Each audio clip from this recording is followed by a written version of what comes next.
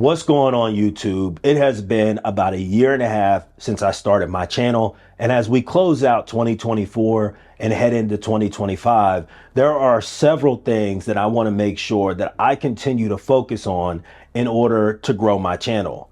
But not only just to grow my channel, but to make sure that I am improving my content with each and every upload. And the very first thing that I need to make sure that I continue to focus on is losing my YouTube voice. Now, when I say that, some people may say, well, what is a YouTube voice?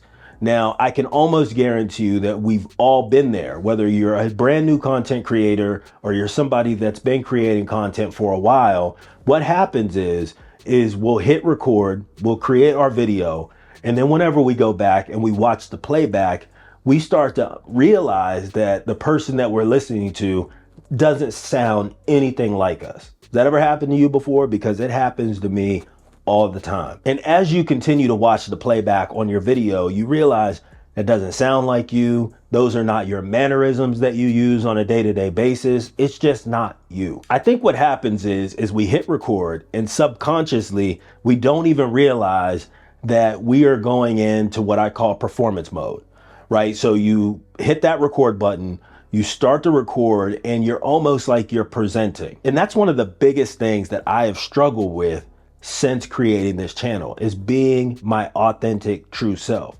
And that's something that I've really tried to focus on over the past 2 or 3 months. And I truly believe that that is the only way that you can A, grow your channel, and B, actually improve.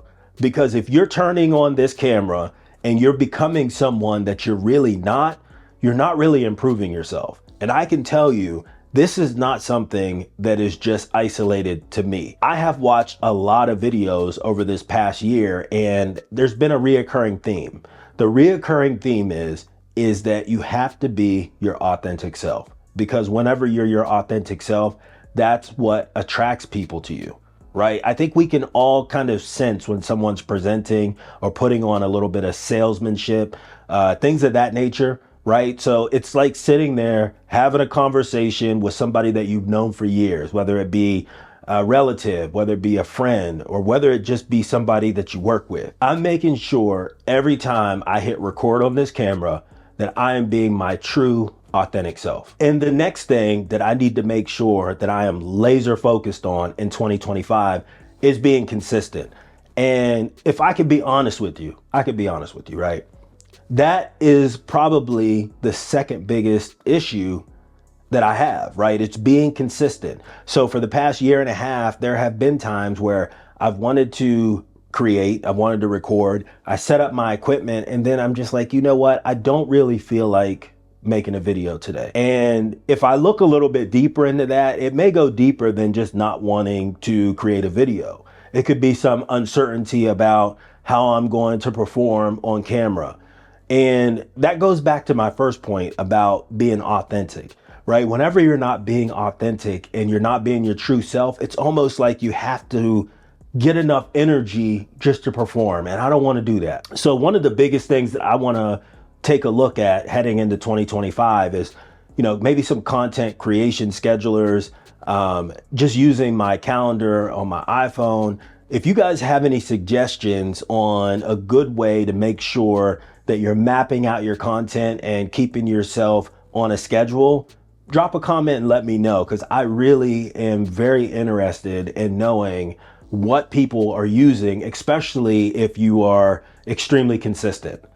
And consistency is going to mean something different for everyone, but I'd like to be able to do 2 to 3 videos a week, and that's really just what my goal is going to be for 2025 from a consistency perspective. And the next thing that I want to focus on in 2025, and to be quite honest with you, I could put this in the number 1 slot, but I'm not ranking this, right? Like the things that I'm talking about, I'm not ranking them, is going to be having patience and trusting the process.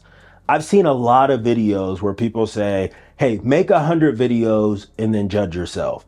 I've seen some people say, hey, you got to put in your 10,000 hours, because once you put in 10,000 hours, then you really start to hone in and almost be an expert on your craft. And I can tell you from a consistency perspective, I have not made it to that point yet. Now, I do have a decent catalog of videos on my channel, but I definitely haven't made 100 videos yet.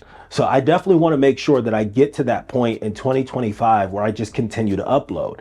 And I think the theory behind that, at least the way that I'm looking at this, is that when you make 100 videos, you have an opportunity to get in front of the camera and actually learn how to talk to a camera and be your true authentic self.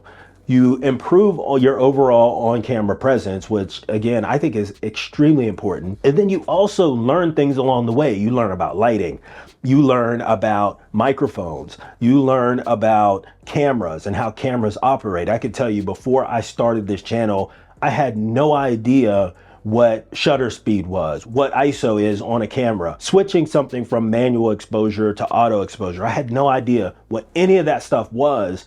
But over the past year and a half, I've learned so much about this space.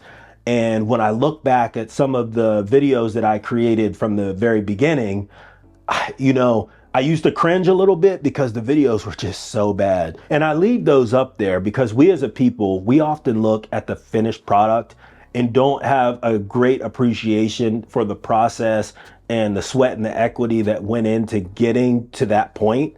So I leave all of my old videos on there so I could watch those, so I could gauge where I started and how far I've actually came.